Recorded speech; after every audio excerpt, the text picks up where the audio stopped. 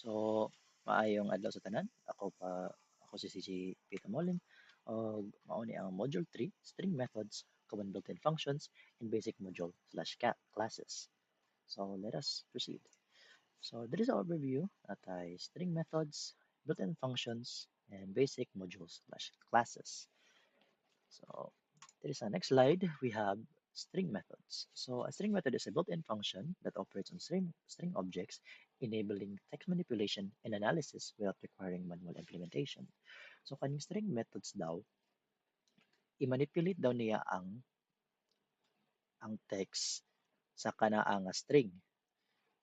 Kibali, mag-set ka ng ay ka naman quotation marks bitaw na kung gusto nimo na siya i-manipulate dito sa nimo ibutang diha i-declare sa nimo tapos ibutang rin nimo diha sa ubos imo rin ni itawag ning upper para ma-turn siya into uppercase.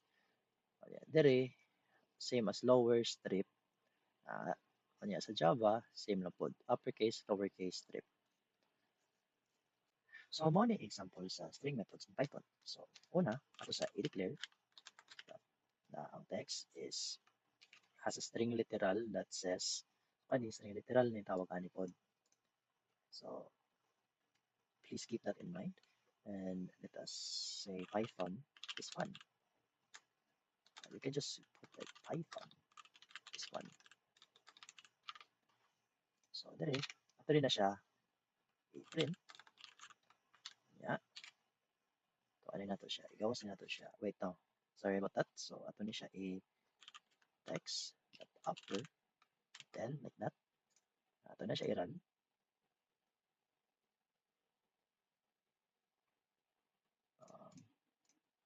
Seems we might have some technical difficulties. Ato na siya i-reload.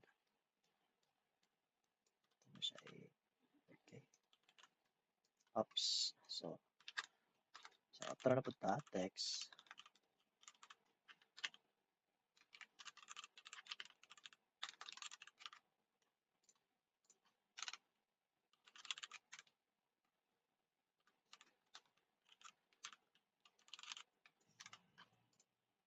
Ito na siya i-run. Na-convert na siya into uppercase. So din ani, pwede ta mag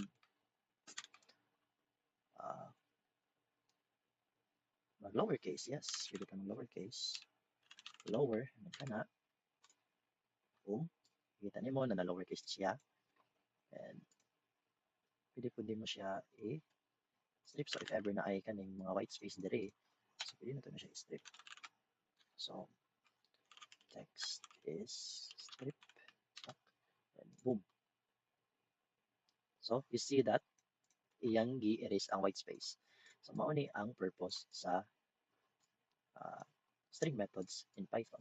There are still more, but it will actually take long if we discuss about this. So let's just limit that to 3 examples, which is upper, lower, and strip. So moving on to Java. So try na po na to add og ay naglag man siya. So try na po na to add og text dot to lower.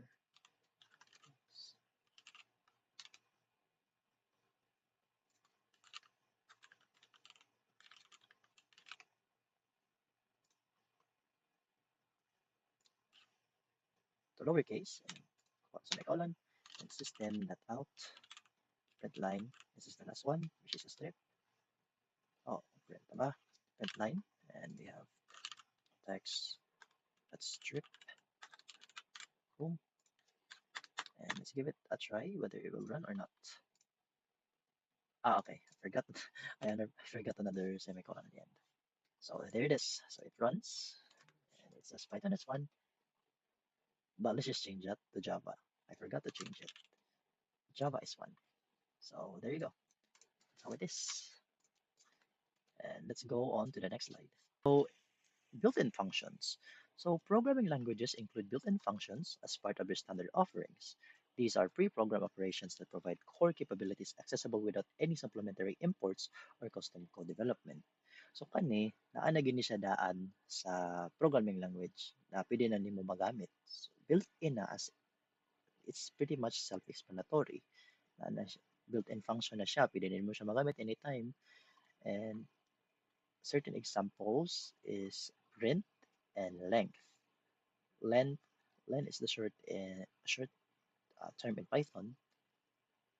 It's actually length. And this is the full word in Java. And the difference between print and Java and Python is that Java is much more longer than Python. Java is system of out at line, space output. So let's move on to our example. So there's a Python maghimo taog declaration. So in this case maghimo og input nga function which is built in siya sa Python. You can use it without importing anything. O di na kailangan mo gana pa mag-configure kung sa mabaliha. So ako event, nabutang ko og what's your name? Your name. Kaya ako ato ni i-run, punta na siya. So yeah, like that. CJ, punta na ko. So wala pa rin siya kay umunin siya ng man. So kung pagkaman na, i-print na to siya. Tapos, kaya na to siya quotation marks. Naging mo tawag greeting na program. So, dire,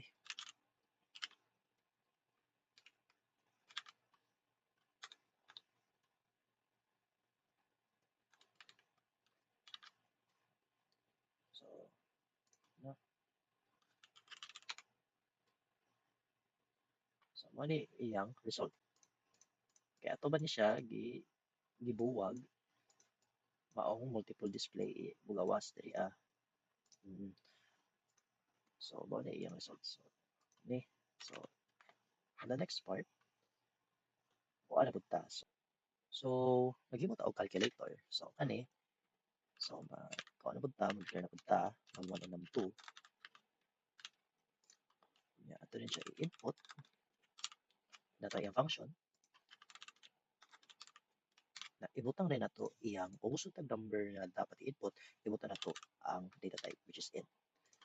Kani ibutang ni mo diri ang message. So enter a number,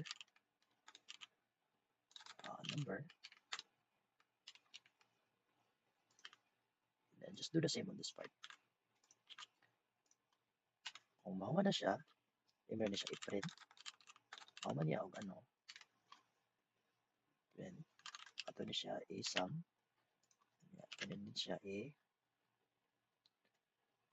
num1. Ato siya i-plus. And oops, sorry about that. Oh. Seems I made a mistake. So, mo din.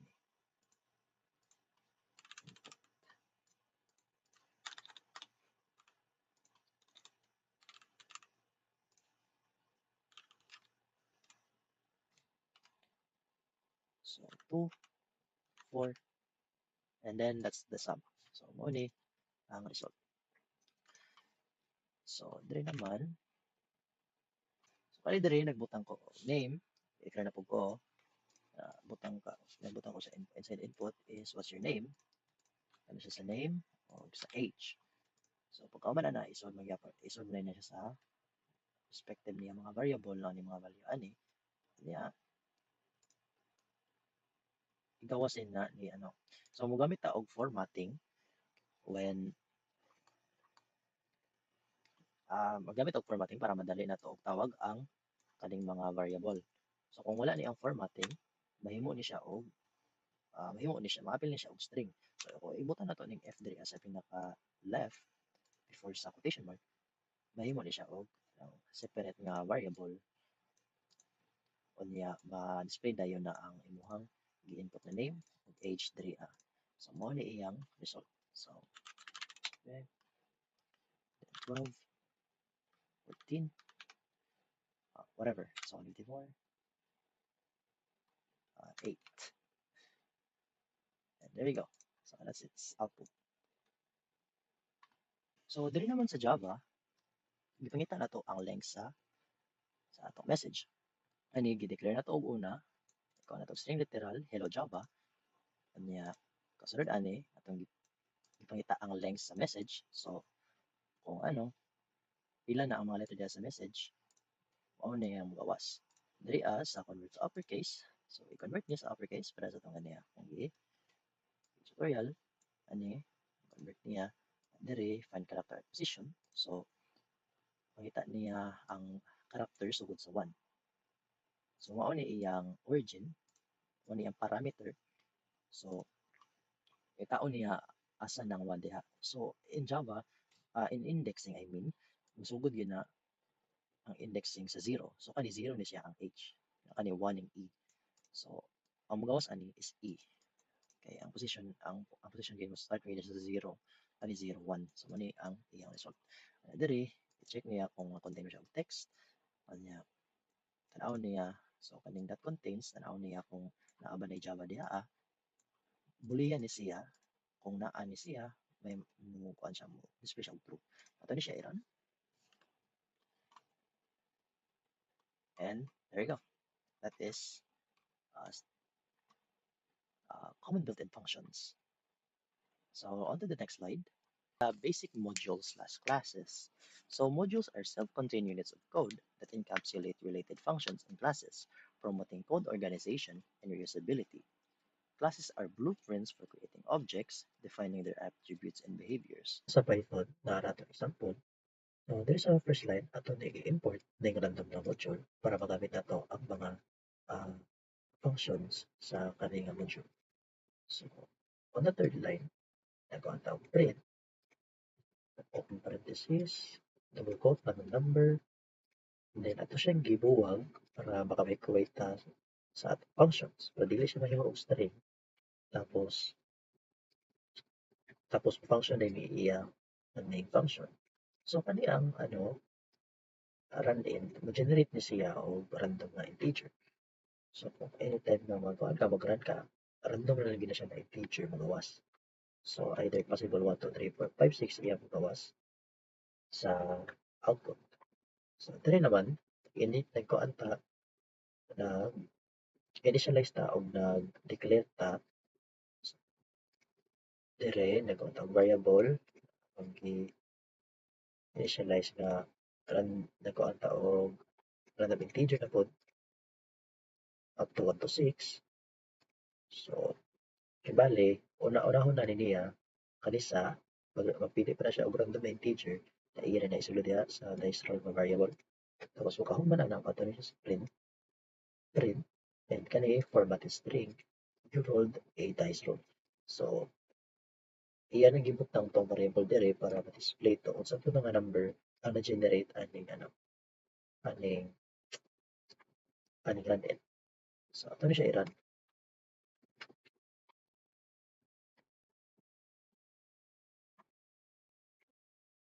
Okay. May take some time.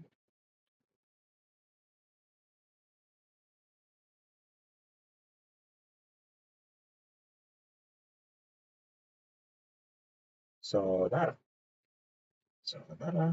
Nagawas na siya and it seems that we had the random number 1 tapos naka-roll ta og 5. So mao ni ang magawas when magamit ka sa module. Useful kayo ni siya if ever na mag-give og mga mini games or either pwede ka mag mga hula-hula or so on. So dili ka sa Java, dahon na to is import java.util.scanner. So import nato ang scanner class para magamit nato yung mga functions. Work na po siya sa Python. Pero as you can see, different lang din siya. Similar lang siya ang pagka-import. So this is also called a package, which is also a module in Python, which is called a module in Python, I mean. Yeah. So, kung na siya, import na tayo yung class. Katulad public class main. So, given ba yung ito pangalan sa itong file. So, we have public static void main, string args. So, ito method, method name. Kunya diri nag-initialize ta o declare ta. So kani declare ta, tapos diri nag-initialize ta. So kani tuon mao ni iyang pangalan sa iyang sa kani nga scanner. So iyang label kibali. So pwede na siya any name, pwede na siya SC, any scanner, pwede pa. So ako ay wala akong gamiton para mas dali siya gamiton. So kani diri sa may local shop or else dili gini siya magana. Kung mao ni ang pangalan sa inyong sa inyong scanner name, kailangan po kung next line ka mo, dapat ay maibutang kaning ning name sa imong scanner. So bali kay IO man ang sa akong scanner. So kung next line ko, gamit gamit ko IO para maka-proceed ta. Ano pod, next in, ay gamiton, error. Kung ano ta, gamitan natin sa value, kaya na siya mas. So, yan na. So, ito na siya, i-line na tayo, from na siya. So, okay. So, tuod ka ng system natin, ang masamutan is, mao ni maka, ay possible sa atong input. So, sa atong keyboard, pwede ito maka-input diri sa terminal. So, mao ni iyang use sa system natin. Kani, maka-type ta, mao na gid iyang sole purpose. Nagiging na siya daan sa Java. So, diri, use the objects method. So, gigamit ato ang method sa kanilang objects, which is scanner. So, first example, create an integer number. So, dere atong gi-print enter the number niya dere ni yan iba sa integer. So, kani dere iyan ni one ni dere bawas. So, kani nag-input pa ni siya. Nagpura pa ni siya input. Sana na ba itong ibutang by using this line right here, which is n now equal to io as n. So, ang purpose ni is iyan yung sa integer. O niya kung once na nakaunat na dere, ato rin na siya dere sa system output line. Wala na iyan na i-display ng number. So, dere sa example 2, read a string name. So, dere ay ulit next line. So, pani clear the input buffer. So, paning next line is para dili siya ka-overload sa memory or kanang buffer, maka-cause of buffer, kailangan nato siya in next line para dili siya magka-conflict. So, bali, kinauman naman ni siya, next line na punta, dili na punta sa board. Diri system.out.print, enter your name, para lagyan po natin ganiha, pero string na siya. So, kani diri, mag-prompt ta, mag-input ta og kaning string. So, pagkita ko lang text. Diri mauna dayon na siya. Pareha lagyan pa siya og process. Yan na. Once na maka-input na ka, iyan na i-store diri store niya ay imong gi-input diri, tapos iyan na ibutang diri the name variable. So, mao na siya ang purpose na. Kunya kaning ay ulat close, mao ni ang cleanup. So, ang cleanup is ma-open ni ang countermeasures para dili ta magka-buffer. So, there ta by the way, nakalimot ko enter. Ani, CJ, pupunta na ako. So, mao ni iya. So, CJ. So, mao ni diri sa atong Java. So, and thank you for watching.